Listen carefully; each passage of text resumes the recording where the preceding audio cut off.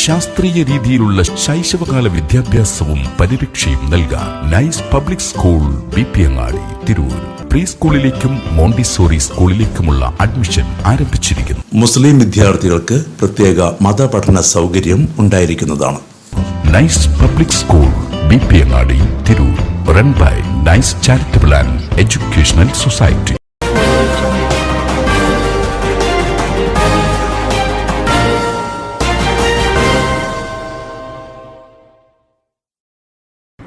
നമസ്കാരം, പ്രഹേളിക ന്യൂസിലേക്ക് സ്വാഗതം.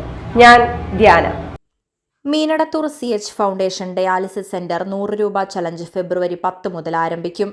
മീനടത്തൂർ ആസ്ഥാനമായി പ്രവർത്തിക്കുന്ന CH ഫൗണ്ടേഷന്റെ കീഴിലുള്ള ഡയാലിസിസ് സെന്ററിന്റെ ധനസമാഹരണ ക്യാമ്പയിനായ 100 രൂപ ചലഞ്ച് ഫെബ്രുവരി 10 മുതൽ ആരംഭിക്കും.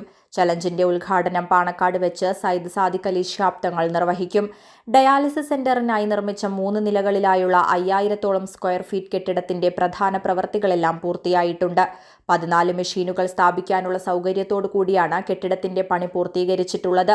തുടക്കത്തിൽ 2 ഷിഫ്റ്റുകളിലായി 14 രോഗികൾക്ക് ഡയാലിസിസ് സൗകര്യം ഒരുക്കുന്ന രീതിയിലാണ് ക്രമീകരണങ്ങൾ നടന്നുവരുന്നത്.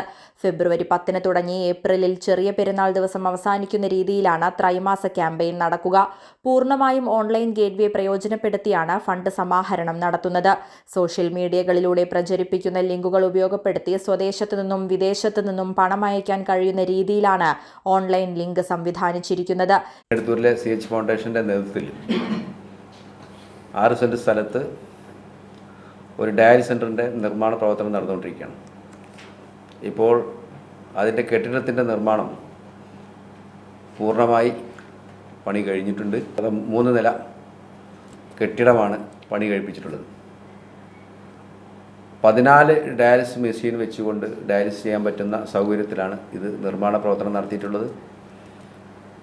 ഇനി ഇത് ഏറെക്കുറെ ഇതിൻ്റെ നിർമ്മാണ പ്രവർത്തനം പൂർണ്ണമായി കഴിഞ്ഞു. ഇനി ബാക്കി വരുന്ന ഇതിൻ്റെ നമുക്കറിയാം, ഒരു ഡയാലിസിസ് സെൻറ്റർ എന്ന് പറഞ്ഞാൽ അതിൻ്റെ പ്രവർത്തനവുമായി ബന്ധപ്പെട്ടുകൊണ്ട് ലിഫ്റ്റ് നിർബന്ധമാണ്. അതിൻ്റെ ആവശ്യമുണ്ട്, അതിൻ്റെ പ്രവൃത്തി നടക്കേണ്ടതുണ്ട്. അതുപോലെ തന്നെ അതിൻ്റെ വാട്ടർ റീപ്ലാന്റുമായി ബന്ധപ്പെട്ടുകൊണ്ടുള്ള വാട്ടറിൻ്റെ ട്രീറ്റ്മെൻറ്റ് പ്ലാന്റിൻ്റെ പണി നടക്കേണ്ടതുണ്ട്. ഇനിയും നമുക്ക് വലിയ ഒരു സാമ്പത്തിക ബാധ്യത അല്ലെങ്കിൽ വലിയൊരു സംഖ്യ ഉണ്ടെങ്കിൽ മാത്രമേ അതിൻ്റെ ഡയാലിസിസ് ചെയ്യാൻ തുടങ്ങാൻ പറ്റിയ സാഹചര്യം നിലനിൽക്കുന്നുള്ളൂ.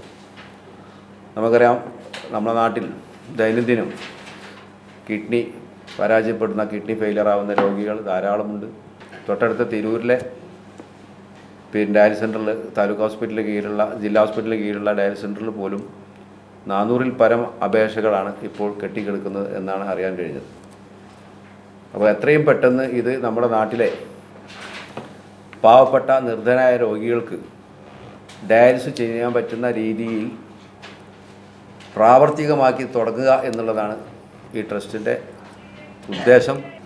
അടുത്ത ചെറിയ പെരുന്നാളിൻ്റെ അന്ന് വരെയുള്ള ഒരു 100 രൂപ ചലഞ്ചാണ് ഇതുമായി ബന്ധപ്പെട്ടുകൊണ്ട് ഇതിൻ്റെ ട്രസ്റ്റ്, ഇതിൻ്റെ ബോഡി തീരുമാനമെടുത്തുള്ളത്.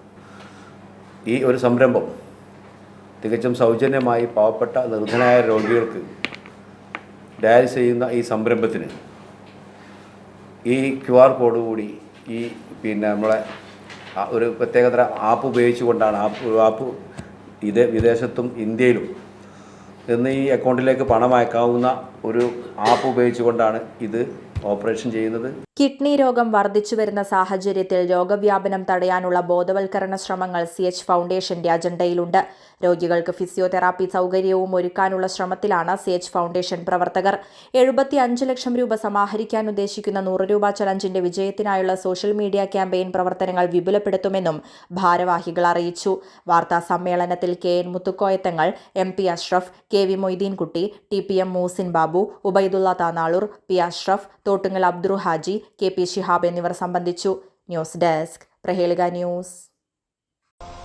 രോഗപ്രതിരോധ ശേഷി വർദ്ധിപ്പിക്കൂ, അസുഖങ്ങളെ അകറ്റൂ. ചുക്ക്, മല്ലി, തിപ്പല്ലി, കുരുമുളക്, ഗ്രാമ്പു, കരിഞ്ജീരകം തുടങ്ങിയ 9 ചേരുവകൾ ചേർന്ന ഗാന്ധിഗ്രാമം ചുക്ക് കാപ്പി കുടിക്കൂ. ഗാന്ധിഗ്രാമം, വയനാട്, ഗവൺമെന്റ് ബോയ്സ് ഹൈസ്കൂളിന് സമീപം, തിരൂർ, തെക്കുമുറി.